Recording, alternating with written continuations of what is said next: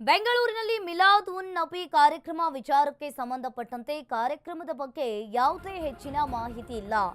ಈದ್ ಮಿಲಾದ್ ಹಬ್ಬವನ್ನ ಮಾಡಿ ನಿಯಮ ಮೀರಿ ಮಾಡಬಾರ್ದು.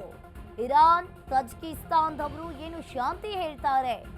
ಬೆಂಗಳೂರಿನಲ್ಲಿ ಶಾಸಕ ಬಸನಗೌಡ ಪಾಟೀಲ್ ಯತ್ನಾಳ್ ವಾಗ್ದಾಳಿಯನ್ನ ನಡೆಸಿದ್ದಾರೆ. ಅವರಲ್ಲೇ ಶಾಂತಿ ಇಲ್ಲ. ಶಿಯಾ ಸುನ್ನಿ ಏನ್ ಶಾಂತಿ ಹೇಳ್ತಾರೆ. ಧರ್ಮ ಪ್ರಚಾರವನ್ನ ಮಾಡೋಕೆ ಅವಕಾಶವನ್ನ ಕೊಟ್ಟಿದ್ದು ಸರಿಯಲ್ಲ. ಕರ್ನಾಟಕವನ್ನ ಇಲ್ಲಿ ಎಕ್ಸ್ಪೆರಿಮೆಂಟ್ ಮಾಡೋ ಕೆಲಸವನ್ನ ಮಾಡ್ತಾ ಇದ್ದಾರೆ. ಸರ್ಕಾರದ ವಿರುದ್ಧ ಶಾಸಕ ಬಸನಗೌಡ ಪಾಟೀಲ್ ಯತ್ನಾಳ್ ಆಕ್ರೋಶವನ್ನ ವ್ಯಕ್ತಪಡಿಸ್ತಾ ಇರುವಂತದ್ದು. ಬೆಂಗಳೂರಿನಲ್ಲಿ ವಿದೇಶಿ ಮುಸ್ಲಿಂ ಗುರುಗಳ ಪ್ರವಚನ ವಿಚಾರಕ್ಕೆ ಸಂಬಂಧಪಟ್ಟಂತೆ ಬಸನಗೌಡ ಪಾಟೀಲ್ ಯತ್ನಾಳ್ ಹೇಳ್ತಾ ಇರುವಂತದ್ದು.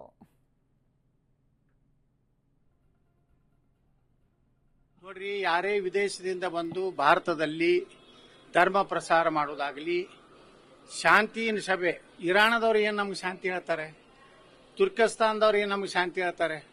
ಆ ದೇಶದಲ್ಲೇ ಶಾಂತಿ ಇಲ್ಲ. ಆ ದೇಶದಲ್ಲಿರುವಂತ ಅಲ್ಲಿರುವಂತ ಶಿಯಾ ಸುನ್ನಿಗಳಲ್ಲೇ ಸಾಕಷ್ಟು ಇವತ್ತು ಹಿಂಸೆಗಳು ನಡೀತವೆ. ಅವ್ರವ್ರನ್ನ ಅವ್ರು ಕೊಲ್ತಾ ಇದ್ದಾರೆ. ಉಳಿದ ಯಹೂದಿ ಉಳಿದೆಲ್ಲ ಜನಾಂಗಗಳು ಕೊಲ್ಲುವಂಥವ್ರು ಇಲ್ಲಿ ಬಂದು ಏನು ಇವರಿಂದ ಏನು ಶಾಂತಿ ಅನ್ನುವಂಥದ್ದು ಇವ್ರಿಗೆ ಸಂಬಂಧ ಇಲ್ಲ ಅಂತ ಇಶ್ಯೂ. ಆದರೆ ಉದ್ದೇಶಪೂರ್ವಕವಾಗಿ ಕರ್ನಾಟಕದಲ್ಲಿ ಸಹ ಯಾವ ರೀತಿ ಸಿದ್ದರಾಮಯ್ಯನವ್ರ ಸರ್ಕಾರ ಇಂಥ ಒಂದು ಧರ್ಮ ಪ್ರಚೋದನೆಗೆ ಪ್ರಚಾರಕ್ಕೆ ನಾವು ಅನುಮತಿ ಕೊಟ್ಟಿದ್ದು ಇವತ್ತೇನು ಮಾಡಿದ್ರು ಅದನ್ನು ನಾನು ಎಕ್ಸ್ನಲ್ಲಿ ಅದನ್ನು ಪ್ರಸ್ತಾಪ ಮಾಡಿದ್ದೆ. ಅದು ಈಗಾಗಲೇ ಸಾಕಷ್ಟು ಚರ್ಚೆಯಾಗಿ ಗೃಹ ಮಂತ್ರಿಗಳು ನಿನ್ನೆ ಹೇಳಿಕೆ ಕೊಟ್ಟಿದ್ದಾರೆ. ಆ ರೀತಿ ಯಾವುದೇ ಇದಕ್ಕೆ ಅವಕಾಶ ಕೊಡುವುದಿಲ್ಲ ಅಂತೇಳಿ ಈ ರೀತಿ ಕರ್ನಾಟಕವನ್ನ ಒಂದು ಟಾರ್ಗೆಟ್ ಮಾಡಿ ಕರ್ನಾಟಕವನ್ನ ಒಂದು ಮುಸ್ಲಿಮರ ಒಂದು ಎಕ್ಸ್ಪೆರಿಮೆಂಟ್ ಒಂದು ರಾಜ್ಯವನ್ನಾಗಿ ಮಾಡ್ತಾ ಇರುವಂತ ಸಿದ್ದರಾಮಯ್ಯನವರ ಸರ್ಕಾರಕ್ಕೆ ಇದು ಒಳ್ಳೆಯದಲ್ಲ.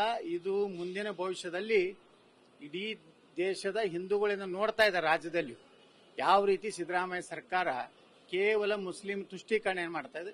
ಇದರ ಪರಿಣಾಮ ಮುಂದಿನ ದಿವಸದಲ್ಲಿ ಕರ್ನಾಟಕದಲ್ಲಿ ಆಗ್ತದೆ. ನೋಡ್ರಿ, ಯಾರೇ ವಿದೇಶದಿಂದ ಬಂದು ಭಾರತದಲ್ಲಿ ಧರ್ಮ ಪ್ರಸಾರ ಮಾಡೋದಾಗಲಿ, ಶಾಂತಿಯ ಸಭೆ, ಇರಾನದವ್ರು ಏನು ನಮ್ಗೆ ಶಾಂತಿ ಹೇಳ್ತಾರೆ, ತುರ್ಕಿಸ್ತಾನದವ್ರು ಏನು ನಮ್ಗೆ ಶಾಂತಿ ಹೇಳ್ತಾರೆ.